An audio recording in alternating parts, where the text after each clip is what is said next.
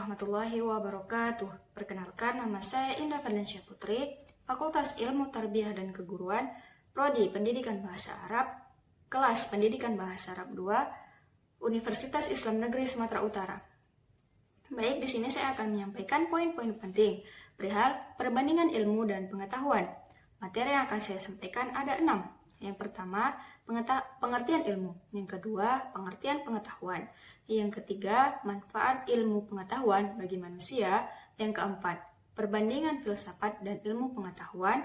Yang kelima, sejarah perkembangan ilmu pengetahuan. Poin yang pertama yaitu pengertian ilmu.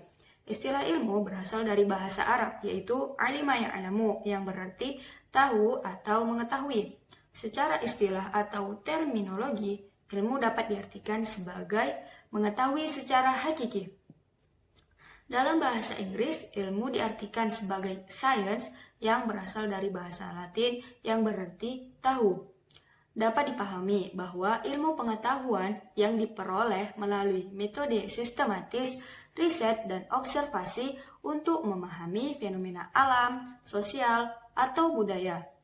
Ilmu bertujuan untuk menghasilkan kebenaran yang dapat diuji, kemudian diuji ulang, dan diterapkan dalam kehidupan sehari-hari. Proses terbentuknya pengetahuan bisa melalui beberapa tahap, yaitu yang pertama, persepsi atau pengumpulan informasi. Yang kedua, pemahaman. Yang ketiga, penerapan. Dan yang keempat adalah evaluasi. Poin ketiga, yaitu manfaat ilmu pengetahuan bagi manusia. Manfaat ilmu pengetahuan bagi manusia adalah 1. Meningkatkan kualitas hidup manusia. Yang kedua, memecahkan masalah.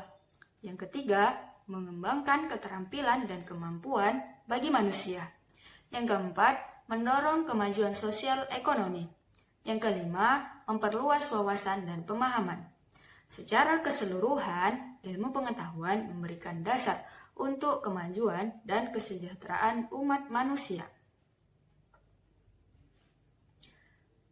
Baik, memasuki poin keempat, yaitu perbandingan filsafat dan ilmu pengetahuan. Filsafat dan ilmu pengetahuan memiliki perbedaan mendasar, meskipun keduanya memiliki tujuan untuk mencari kebenaran dan pemahaman. Yang pertama, tujuan filsafat untuk mencari pemahaman tentang prinsip dasar kehidupan, eksistensi, nilai, dan moralitas melalui refleksi dan argumentasi rasional.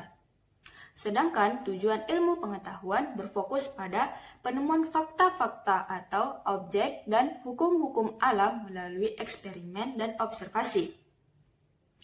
Yang kedua, objek kajian filsafat adalah mempermasalahkan hal-hal yang lebih abstrak seperti eksistensi, etika, pengetahuan, dan realitas. Sedangkan ilmu pengetahuan berfokus pada fenomena alam dan sosial yang dapat diamati dan diuji secara empiris atau secara logika.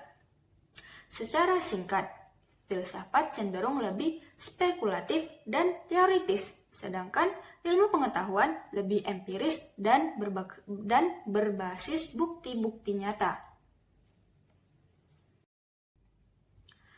Baik, memasuki poin kelima, yaitu poin terakhir dari pembahasan saya, yaitu sejarah perkembangan ilmu pengetahuan. Sejarah perkembangan ilmu pengetahuan dapat dibagi dalam beberapa